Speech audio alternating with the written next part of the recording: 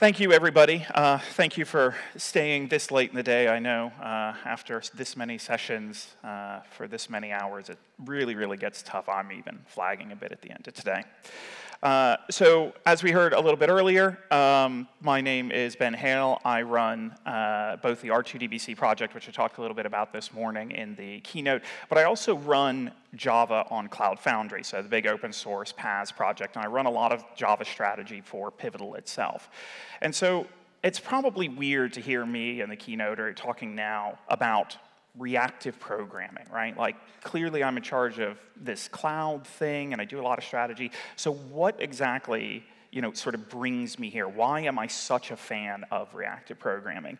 And the answer is, in my position working with Cloud Foundry customers, I see a lot of people who have, gone from this monolith inside their own data center, sort of a sunk cost kind of thing, and they start taking a look at their bills to Amazon or their bills to Pivotal as they start expanding and they start doing microservices and they start seeing some of these problems that we described a little bit earlier. And so it became very clear to me that sort of efficiency is a really, really key imperative for a lot of our customers. And so just to reiterate again what I said this morning, reactive programming, we, sort of in the Spring community and Pivotal as well, we definitely view reactive programming as the next frontier in Java for high efficiency, much more even than high performance. Efficiency, in a way that we sort of forgot about it over the last 2 or 3 decades, has now sort of come back to the forefront. Your team, your Two Pizza team, is likely responsible for a very discrete bit of your AWS bill. So now all of a sudden you start having to think about that a little more. When we're talking about reactive programming, again, you've all seen a lot of this stuff, but let me just touch on it one last time. Reactive is fundamentally non-blocking, and it's often paired with asynchronous behaviors, but what's a big surprise to a lot of people is asynchronous is not actually a key part of being reactive. Reactive has no opinions on this. In fact, if you took a look at much of the reactive code that you've seen on slides all day today, the vast majority of the code that you're seeing there actually executes completely synchronously. In fact, something like Project Reactor has this thing internally that it's an optimization that allows it to take a look at a bunch of different operators, which are sort of programmed in a way that it could go in an asynchronous or in a multi-threaded way, and it fuses them all together to execute them in a single thread as quickly as it possibly can, right? So much of the reactive code you write actually is synchronous, but where it can be asynchronous when you're going across a network, when you're going to a database, something like that, we end up with this, really good match between a reactive programming model and an async programming model. But that's not enough, right? Like, it's not enough to say that async is a thing or non-blocking is a thing. We've had those kind of APIs before. We have Java NIO and things like that. When we talk about reactive, in that reactive manifesto, talking about the Reactive Streams project, one of the really key elements, the real game changer for reactive over just pure non-blocking or async, is this idea of pull-push back pressure or reactive back pressure. There's this idea that in many systems that need to be resilient, we see the same problem pattern happening again and again, where a publisher, someone who's allowed to send data to a subscriber, a consumer of that data, the publisher can overwhelm that subscriber, right? It can overwhelm that consumer in a way that means the consumer blows up because it gets filled up, its caches get filled up and too much data is there, or the publisher potentially, as it's trying to jam as much data as it can down the pipe, it might blow up as well. So reactive is all about this idea of saying, no, you publisher aren't allowed to send to me until I tell you that I pull the next 8 items, the next 10 items, what have you from there.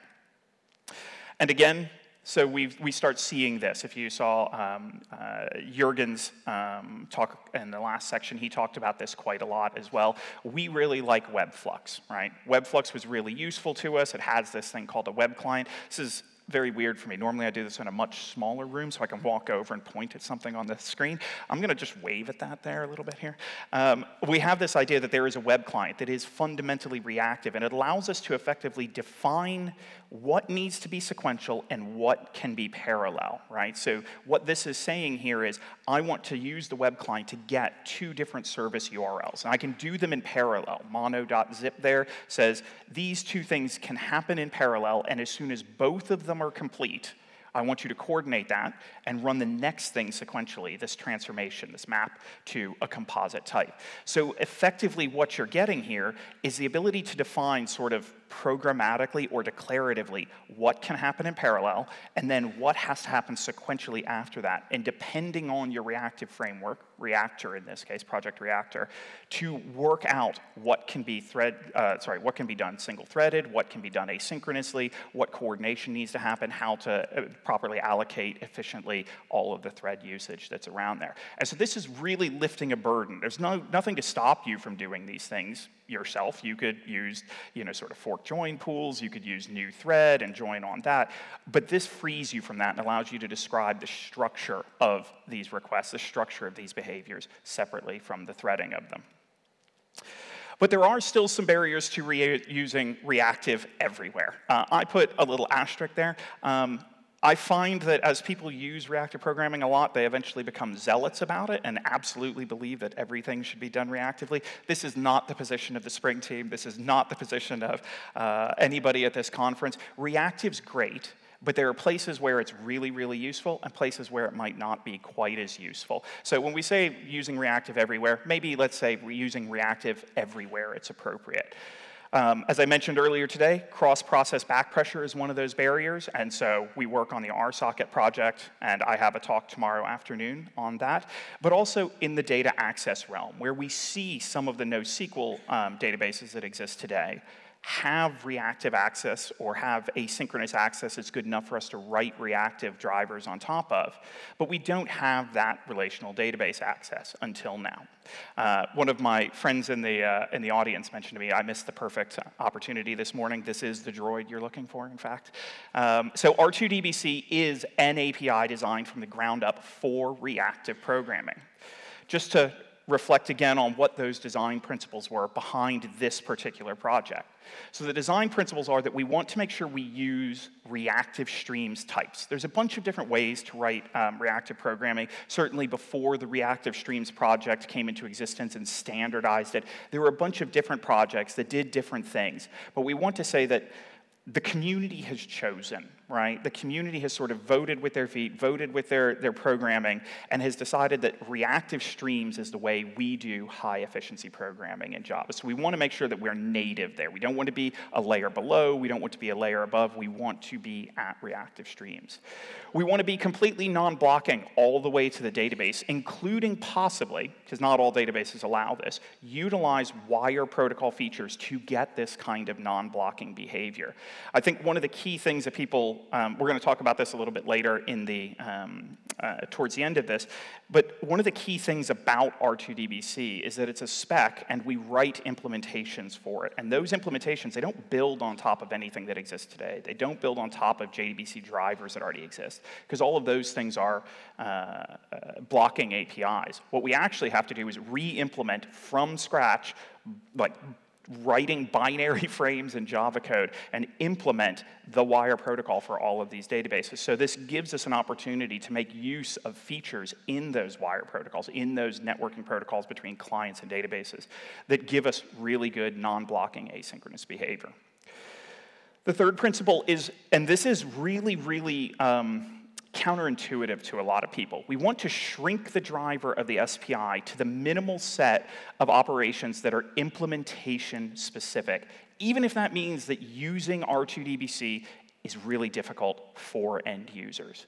And it seems totally counterintuitive. Don't I want this to actually be usable for end users? But we view R2DBC as a specification that users will never see. What we want to do is build a really nice, even foundation so that clients can be built on top of it, these humane APIs in a way that R2DBC itself isn't.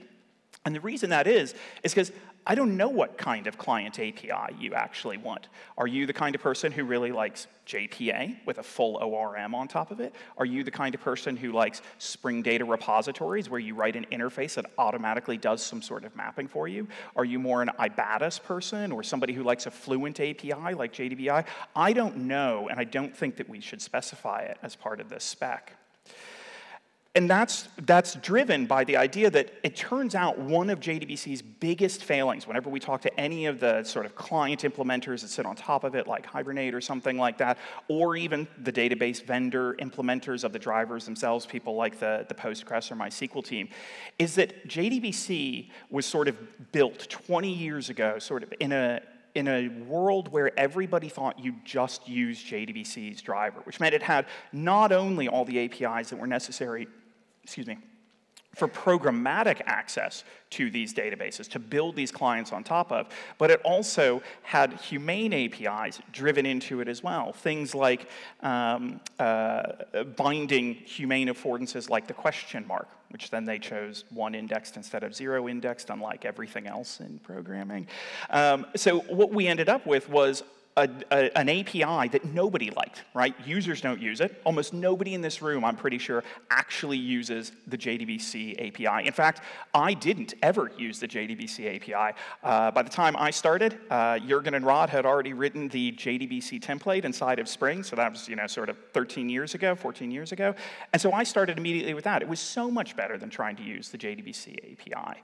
But then at the same time, driver vendors hate it as well because they end up repeating a lot of functionality across all the different drivers. Postgres team has to implement question mark binding. The MySQL team has to implement question mark binding. Everybody's got to implement URL parsing, and they've all done it differently, right? So there are big problems with how JDBC's API was designed in the first place. So we have designed an API, and this is sort of very much still under development. We're in early days of R2DBC. But what we've designed is an API that tries to eliminate a lot of that. So what you're going to see here, we're going to go through a bit of the API, and we're going to sort of get a view of the different pieces and how they interact and what a programming model might look like. And you're going to see a lot of parallels between what you saw in JDBC, but in a reactive way with some improvements to it. So the very first thing in the driver SPI is this idea of a connection factory.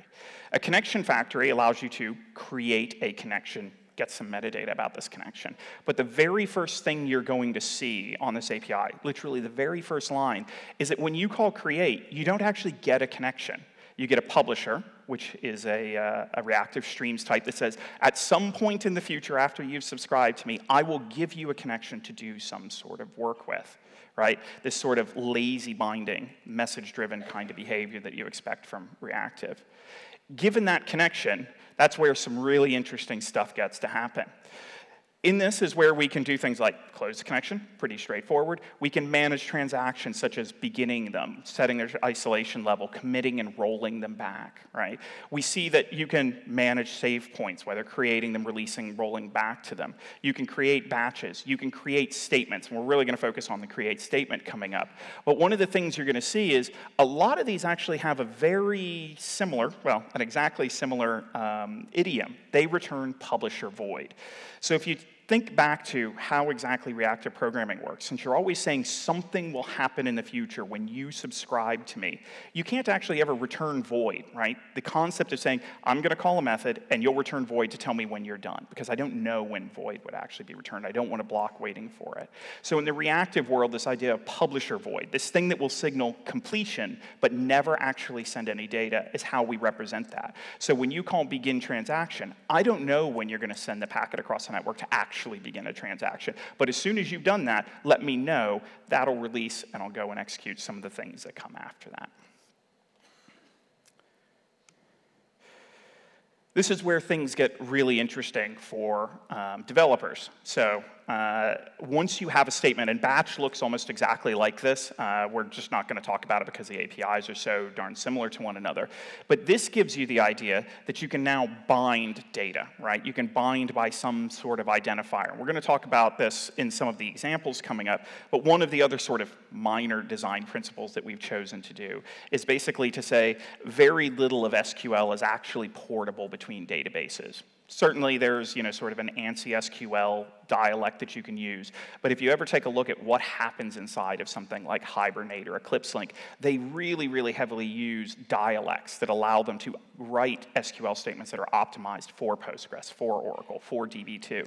And so we said, realistically, that's sort of the tools that we're aiming for, tools that will have an understanding of the dialects of the databases that they're actually connecting to. So whatever their identifiers are, so in Postgres, it's $1, right? $2, $3 is how Postgres puts their sort of bind markers in place. But if you take a look at something like Microsoft SQL, they use named bind parameters, like they're the @ sign with a name that follows it. And all of the other databases have sort of native ways of binding, Oracle's :name possibly. It's been a long time since I've actually looked at the Oracle syntax directly. We want you to be able to say, okay, I've written an SQL statement and I want to bind to that particular identifier. Alternately, you could simply bind to positional, right? This is really useful, especially in the case of tooling. This idea, I want to bind to the 0th bind marker, the first bind marker, second bind marker. We did make the decision to somewhat break compatibility with JDBC. Not a big deal, nothing's compatible with JDBC in this project, but go with 0-indexed positional binding as well. And then eventually, once you've done all the binding, you'll sort of add this as a row. We'll talk about sort of how prepared statement batching works using add. You can opt whether or not to return generated values if you're accessing a database that might create IDs automatically for you. And then eventually, you're going to call execute. And execute, once again, says, I don't know when you're going to send this query, when you're going to send all of this data that you bound to it to the database, but once you've done it, please hand me back a result. Or, in the case of a multi-statement kind of behavior, hand me back a stream of results for each thing that you did on my behalf. The result then gives me the ability to find out the number of rows that were updated, really common for doing an insert or an update. And then, and this is the big deal, the only other thing it's going to give you the ability to do, again, really, really simple, is given a row in its metadata, transform that. Transform it into a publisher of T. So basically, take this row and some information about this row and map it into an object. Turn it into a string, turn it into an integer, something like that, and then publish that back to me. And I will start getting a stream of those for each individual rows. The row itself, really, really simple API on it, just allows you to get an object, get a column by its identifier and potentially hint to the driver what type you'd like it to return for you. So what does this look like when we actually write some code, right? So what we're looking at here is taking that connection factory, creating a new connection from it, and at some point in the future, we're going to be given that connection. In our particular case here, we're calling something called flat map many. If you're familiar with Project Reactor specifically, so we don't depend on Project Reactor at the SPI level, but realistically, all of the implementations need a reactive framework behind the scenes. And so the reactive framework most everybody's using on the Spring side of the house is going to be Project Reactor. And it makes a differentiator between this idea of a flux, which is a stream of elements from 0 to n elements, and a mono, 0 to 1 elements. The publisher doesn't have this idea, right? Publisher basically says it's 0 to n elements, but we found experimentally, or sort of in practice when talking to developers, that this idea of saying, well, if you're only going to get back 1, that's actually a really interesting thing, right? We want to have a first-class type with a first-class set of operations on it. So the connection factory in this case creates 1, a mono of that connection, and then we want to flat map that to many. Why do we want to flat map to many? Effectively, what this says is, I want you to take this one thing and turn it into n things. So we take the connection, we create a statement, in this case, select value from test, and we execute it. And the thing that comes back for us is the result. We result map it. So that basically says, for each row that comes back, I want you to go get me the value from there. And internally, each database driver implementation, each R2DBC implementation, has the opportunity to do what it wants. You've not given it a whole lot of information about what you want, but database drivers typically know, right? You put something in as an int4 in Postgres, it knows it needs to come back as an integer. You put something in as an int8, you know it needs to come back as a long. You put something in as a varchar, well, that's a little bit more interesting, right? So in addition to this, you might do just a slight modification saying, no, I want you to hand me back a string, right?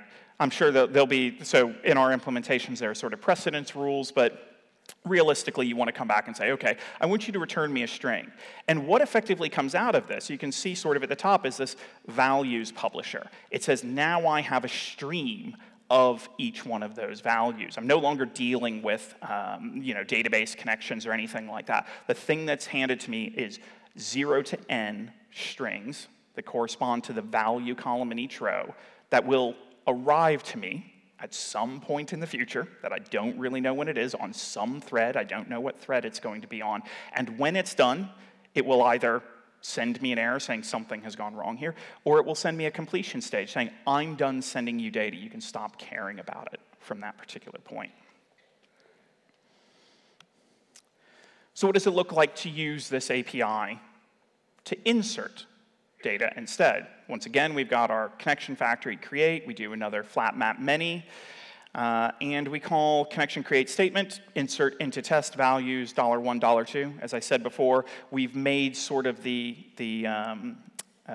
decision to stick to native bind parameters for each one of these databases. So in this particular case, in addition to leading R2DBC as a whole, I'm also the lead of the Postgres implementation of R2DBC there. We'll talk about some of the other implementations that I don't actually lead as well. But this is where it gets really interesting, because for those of you who have sort of unfortunate encyclopedic knowledge of the JDBC API, you'll remember back to the API, we have this idea of statements, yes, but we also have this idea of 3 different kinds of statements. There's a statement, there's a prepared statement, there's a callable statement. And if any of you can tell me the difference between those 3 and exactly when you're supposed to use all of them, you are a much better developer than I will ever be. The thing was, if you ever took a look at the implementations of these inside of the JDBC drivers, they all delegated back to a single way that you communicate with the database over the wire protocol. All databases these days expect you to send something that optionally has some bind markers inside of it, potentially send a bunch of frames to talk about how you bound data to all that thing, and then returns. They all treat every single invocation exactly the same. So we said, if that's the truth, let's not keep all that crufty, multiple different kinds of statements. What we instead want is a single kind of statement, create statement, where we bind some stuff to it. And then you'll notice, effectively, what we're doing is prepared statement batching. You do a bind to $1, I want to bind the number 100, then to bind to $2, I want to bind the number 200. This is effectively multiple positions, but in a single insert statement. Now, at this point, you can call execute if you only wanted to do one of these. That's fine. It sort of implicitly says, OK, this must be the row that you wanted to insert. But we also have the ability to say, well, it's actually really efficient for most of these databases if what you do is you send the SQL query and then just send effectively a table of data that follows it. So what we want to do is say add. Basically, this is a carriage return, right? This says, OK, I'm done doing all of the bindings that we need to do. Let me snap it back to the beginning, and let me do another row of bindings. And you have the ability to call add effectively as many times as you'd like, to add as many rows as you want. And then eventually, at some point in the future, you'll call execute. Again, it's sort of optional on the last one because we assume you mean to start a new line effectively, or you are effectively ending the row that you're on, like that carriage return. And it will block send all of that data to a database in a really, really efficient way. We'll notice this time when it comes around, we haven't done anything with the data, so we just end up with a publisher of results. Each one of those insert lines has a result tied to it in every reasonable database. Effectively, what that result is going to contain is the integer number of rows that you actually inserted, right? So I expect to basically get back a bunch of results that say 1, 1, 1, 1, 1, 1. But you can remember, you can think of something like using this to do an update with optimistic locking, for example, where you're only updating a particular row if the version number matches the previous version number, and then you can expect, was one row updated, was 0 rows updated, do I need to attempt to have another go at this? So a very common pattern, especially inside of ORMs, this idea of optimistic locking. And that's all supported from here. Now, let's take a look at that same prepared insert and what it means to add transactions. So, miracle of miracles at all, we have transactionality. This was not a foregone conclusion. This whole thing where you don't actually understand when something is executed, and so where in the flow you can actually send the frame to begin a transaction or commit the transaction, roll it back. But we did finally get there. Once again, we have a flat map many. We take the connection and we call begin transaction with that connection. Then, from there, if you remember, begin transaction does a, I'm trying to remember, a publisher void, right? So it says, okay, now I'm done. Then I want to take that and say create a statement, insert a couple rows into it, and then I do this thing that's called delay until. You really have to understand Reactor. I've been using it a lot to understand that. Basically says, hold on to the data that happened before this, commit the transaction, and then let all of that data go through. But what happens if there's an error, right? What if one of the insertions is onto a row that already exists? So you pass in a null that shouldn't actually be there, right? An error could come back at any time. So it's possible we never actually call con commit transaction. Instead have to call on error resume, roll back the transaction, but we can't lose the error, so we then have to send off the mono error with the exception that was in it before. And now all of a sudden you start looking at this and you're going, that is not code that I want to write, right? And what you actually end up seeing is, for those of you who can remember any of your JDBC stuff, right? What we're actually talking about, that pattern at the end there, right? This delay until commit transaction, on error resume, roll back the transaction, then forward the error on. This is try catch, finally try catch. The way you were all supposed to use JDBC in a raw manner. And we all screwed it up. Like I guarantee, starting my career, the first half dozen bugs I wrote were because I didn't do try catch, finally try catch. So it's usable, right? It's effectively taking us back to where we were when JDBC first started out. Very verbose, prone to errors. It's only a matter of time till you forget, to handle the error and do the rollback there. But remember our focus, right? Our focus is that the driver SPI contains the minimal set of operations that are implementation specific and nothing before, right? It means that we're actually designing for this to look really bad and be really difficult to use. And that seems super crazy, right? But what we need is a humane client API. You shouldn't ever use this code. What we need is a bunch of humane client APIs. So as a demonstration of what you might do with R2DBC, I wrote a project called R2DBC Client. And it's fundamentally sort of inspired a ripoff of JDBI. It was never supposed to sort of go into production or anything like that. But if you're familiar with JDBI, you'll see a lot of the same kinds of things. This idea that we have an R2DBC object. I don't know exactly what that is. We say with a handle. Handle is basically just sort of a wrapper around connection and a whole bunch of other state and automated mappers and things like that. And we're going to do something that's a bit more sort of fluent, right? It's not create statement with a specific kind of thing. Instead, we're just going to say select, and we have to put a select style statement in there. And what happens is when we come back and we do some sort of mapping, notice it's map row. We don't map row and metadata. Most of the time, nobody cares, right? Like, think of how you actually use JDBC, how you access a database. If I'm going to select value from test, I know it's a string, right? Like, I don't need to inspect any metadata to find out. Tooling might need to, but realistically, me as an application developer, I know what that column's going to be. You could always fall back to the raw R2DBC API, but this is a humane API, right? This is what are the ways most people are actually going to do this. And you'll even notice from there that we actually return a flux from this, right? Wherein the R2DBC API focuses very strongly on being completely neutral, using the Reactive Streams API. You can imagine a future beyond Java 9 when everybody's upgraded to 11 or further. We might switch on to Flow or something like that. This idea that we want to stick to something completely neutral. But when we get to humane APIs, we can be opinionated. We can say, most Spring users really are using Reactor. Maybe we should return fluxes and monos rather than raw publishers. Right? Maybe you're, the Juke implementer, and you're more of an RX Java 2 kind of fan. Maybe you return singles and flowables, I think what they're called. You can have those kind of opinions in this client and really work with the teams that are your customers. What does the prepared insert actually look like? Excuse me. Again, with handle. Maybe we'll do a create update this time. We do a binding, do the execution. You'll notice we haven't had to do a mapping that sort of pulls out the number of rows or anything like that. Actually, that should probably be flux integer, not flux string. I was typing a bit late last night. And it just returns the updated rows. Realistically, none of us actually look at the number of rows that come back, but let's say that's probably what you wanted to do if you were using a client like this. And now you see what a client can give you, right? Let's take a look back. This is what the insert looked like. You'll notice where it says RTDBC with handle here.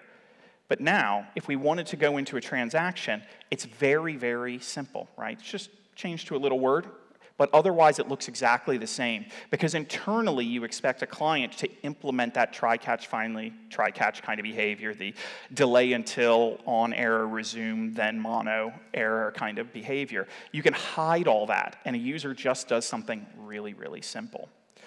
But these are all sort of JDBI-inspired Fluent APIs, sort of what I started trying to do as an example. We can go further than that, right?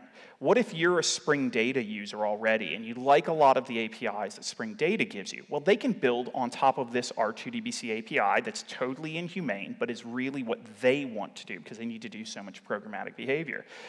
So they've created in the Spring Data R2DBC project this database client thing, takes one of our connection factories from R2DBC, and it allows you to say, execute some SQL, binding. In this particular case, one of the really great things about it is the Spring Data R2DBC project is all in on named bindings. Like, no more of this question marks, no more of this $1. They will do the dialect work internally to guarantee that you always use a really, really descriptive SQL expression, right?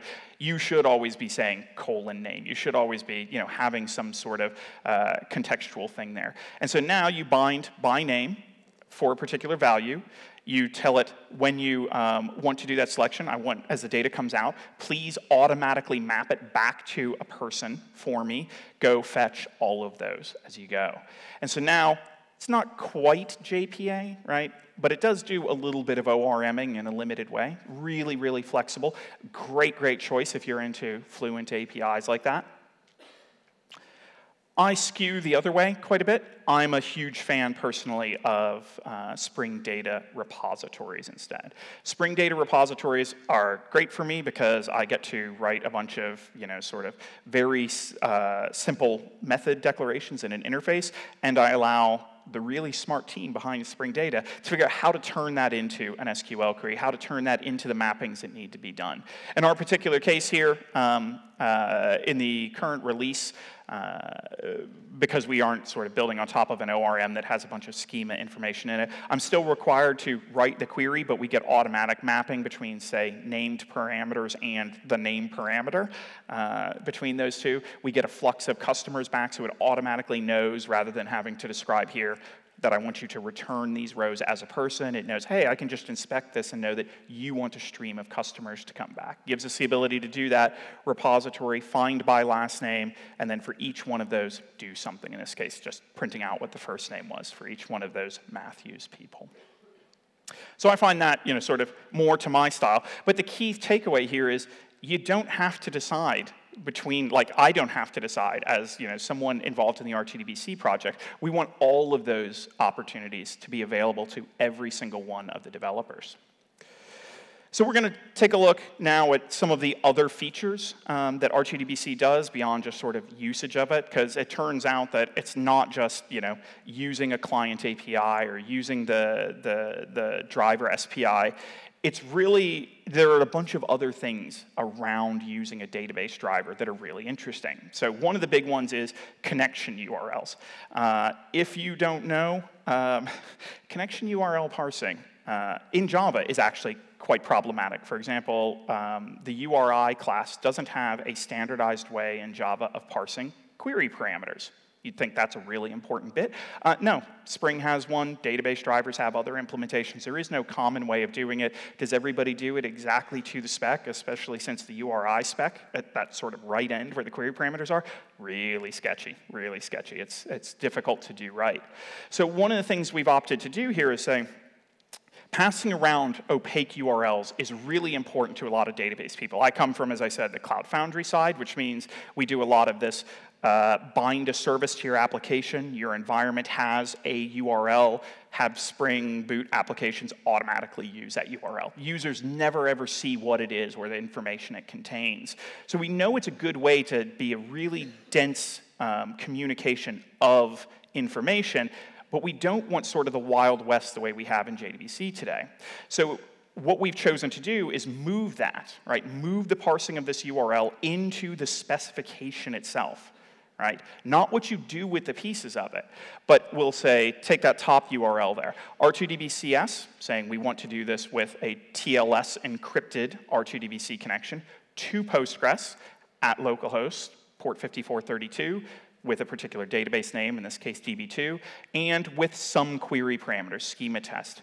Behind the scenes, there is a single implementation inside the spec that parses this into basically a bunch of tokens. It says, here's the driver name, here's the host name, here's the port name, here is some random thing called schema that I don't know what it is. And I'm going to hand it to you, database driver, and you get to decide how to interpret it. Not how to parse it out of the URL, where everybody's doing it differently, but you do get to decide what it means to you.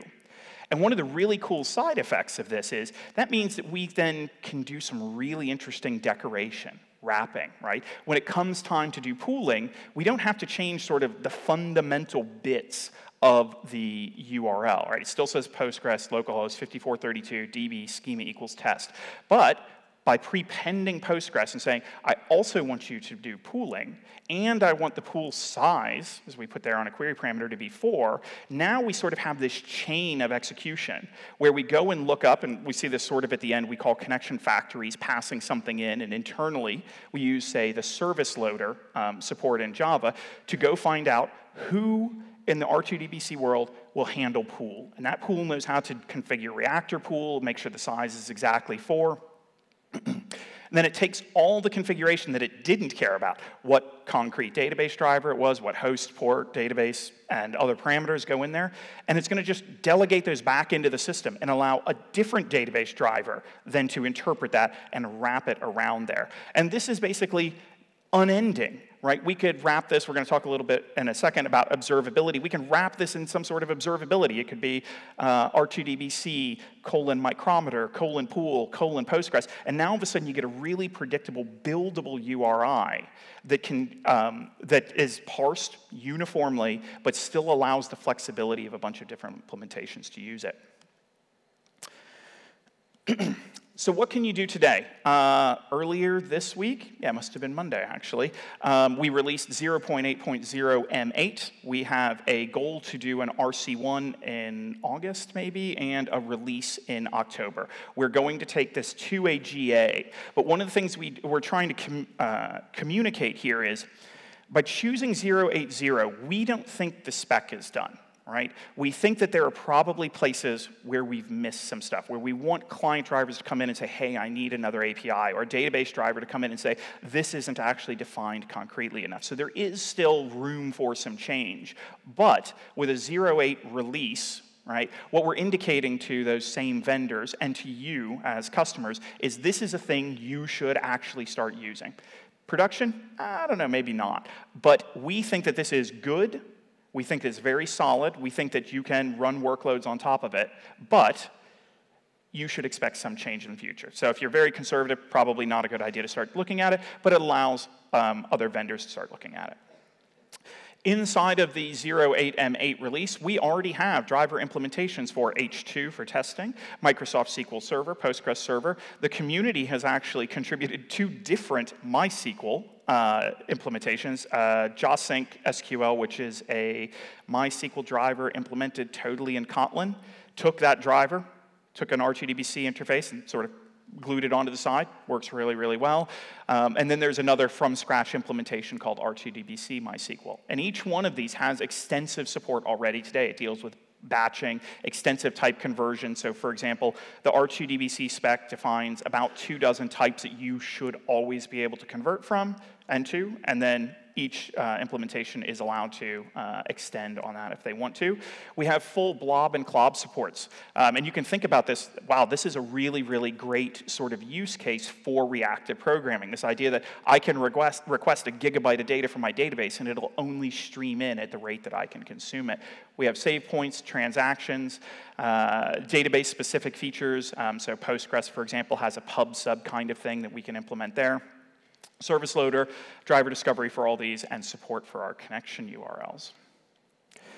But it goes even beyond that, right? It's not just sufficient for you to, have a couple of driver implementations. We've got a very robust and definitely getting better, not due to my work, certainly. One of the other members of the team is really, really diligent about this, defining a true specification, a textual thing defining all the rules. So if you wanted to go out and do an implementation, you know what you're aiming for. We have connection pooling. So pooling in a reactive, non-blocking, asynchronous kind of environment is incredibly difficult. But the project reactor team has been working hard on it for months and months and months, and they've really cracked it. And now we have sort of this generic object pool that anybody can use, but most importantly, I can use for connection pooling, because it's really, really important in databases.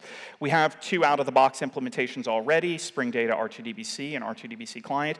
And as I mentioned earlier this morning, it's been really important to the tools vendors and the Java ecosystem that observability be a really first-class concept. We'd sort of always thought about it, and then sort of started talking to the APM vendors. We worked really, really closely with the Datadog team specifically, and they showed us, here are the kind of things we just can't do in JDBC. And in one of sort of the most amazing bits of serendipity I've ever experienced in an open source project, we randomly just got an email to the mailing list about a guy who said, oh yeah, I wrote this entire, sort of private project in my own org, and it's an entire proxying mechanism, full 100% observability for the R2DBC spec. What do you think of this? And we immediately said, what do we think? Would you like to be promoted to a first, top tier project inside of R2DBC as part of the official thing? Yeah, absolutely. And so Tadai is now, sort of a core team member responsible for all of our observability around R2DBC proxy. But you might, we'll finish off here with a little bit. Why are we doing R2DBC? What about the alternatives we might want to do, right? So the first one is wrapping a JDBC in a thread pool. I've alluded to this a little bit. JDBC is a blocking API. It is literally impossible to turn a blocking API into a non-blocking API. You can do the reverse. You can turn non-blocking into blocking just fine. But once you have blocking, the only way to sort of break it from a non-blocking flow is to add queuing. Okay, queuing, we all know how to do queues. We have 2 kinds of queues, unbounded queues, bounded queues. An unbounded queue, imagine, we were talking a little bit earlier in the keynote for reactive. Reactive generally, things like Webflux, now all of a sudden, instead of handling hundreds of connections or maybe thousands of connections, now we're handling tens of thousands of simultaneous connections, all of which may be sitting in a queue, waiting to get access to JDBC, right, a limited number of resources. And when that happens,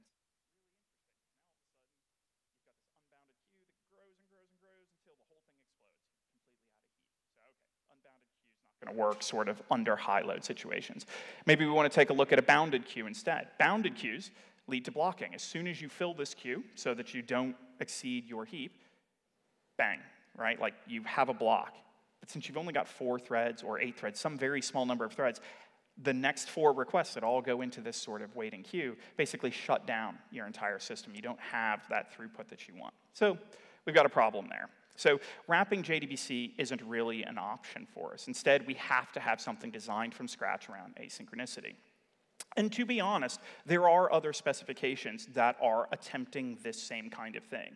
Realistically, they're all in very, very early stages. They all have a very similar design to what R2DBC is. We, sort of have a head start on them by maybe a year or something like that. But each one of these typically has a small number of implementations. Typically, the number is 0 or 1. But I think we are very clear in the R2DBC team that the future of all of these projects is collaboration. The market's not going to take, multiple competing standards on this. So realistically, we will have to sort of collaborate with all these things onto a single standard that will eventually come to the Java ecosystem for this. This is my safe harbor statement. It has a lot of words. It says, what I'm about to tell you may be a complete lie by the time it happens. So what do we want to do in the future? So the key things to get us to RC1, we want to do a couple more additions and improvements to the SPI that we know we need to do. I cannot believe this, that this first bullet is on here. When I designed the API, I intentionally avoided stored procedures. I'm like, nobody uses stored procedures anymore. Who uses stored procedures? Turns out I am completely wrong. There are a lot of stored procedures out in the world, and almost all the client vendors are really clear that you must absolutely have support for stored procedures. So we need to go and do that. We also want to talk about auto commit and fetch size, again, driven. And this is like the great synergies, the great thing about working in the open source with all of these other projects. Both of those bullets, led by Lucas Eder of the Juke project, came to us and said, hey, I need to know whether I'm currently in an auto commit mode. I need to be able to set the fetch size, because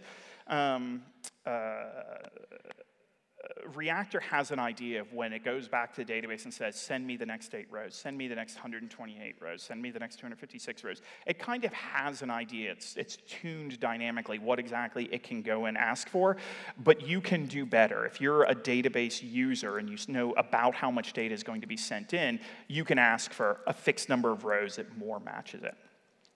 We also want to see more implementations. Google Cloud Spanner actually has a public repo right now where they're beginning their work on DB2. SAP HANA and DB2 are both sort of taking a look at it, investigating it as we try and round out the group of databases that have it. And I think what we really want to stress, even though sort of the first 3 database drivers were all implemented internally inside of the RTDBC team by Spring and Pivotal employees, is that we actually prefer database vendors to own the drivers long term. I am an unfortunate expert in the Postgres wire protocol, but I don't know nearly as much as the Postgres team actually does. And so we've already engaged with, for example, the lead of the JDBC driver for Postgres. And he is, every day been there committing, answering issues for us with sort of an eye towards, if we get this done, if this actually becomes a standard, they'll take that over, take it out of our hands, which I think is really, really a good thing. And then finally, we also want a lot of additional clients. Juke, JDBI, MyBatis all have some sort of additional support taking a look at this. So that's sort of the long-term goals that gets us to 0.8 release and eventually 1.0 release. So the final slide I'm going to leave you with here is some resources. There is an R2DBC.io website. We have a Twitter. We've got a cute little icon for us. GitHub, everything's obviously public. There's a mailing list, and lucky for you all, we have a weekly call on Fridays. I live in the Pacific time zone. I make a call at 6:30 every morning, or every Friday morning. You all, luckily, don't have to do that. You can do yours at a more civilized 3:30 in the afternoon, right? So I encourage you, if this is something you are interested in, even if you're just an application developer, someone who's just, wants to sort of keep an eye on things, even if you don't know anything about writing database drivers. The most important takeaway of this particular effort for my career is I had always assumed database driver implementers were right next to compiler implementers as the smartest people in all of computer science, and I'm totally wrong about that. Anybody can do this. If you can, sort of read some documentation and understand how bytes are ordered on the wire, you can implement one of these drivers yourself. So I would absolutely love to have you on the mailing list, in Gitter, in our weekly call, even if you're just lurking, but almost everybody has something to contribute, so we'd love to have you there. Okay? And with that, thank you all for listening to me this afternoon, and have a good rest of the conference.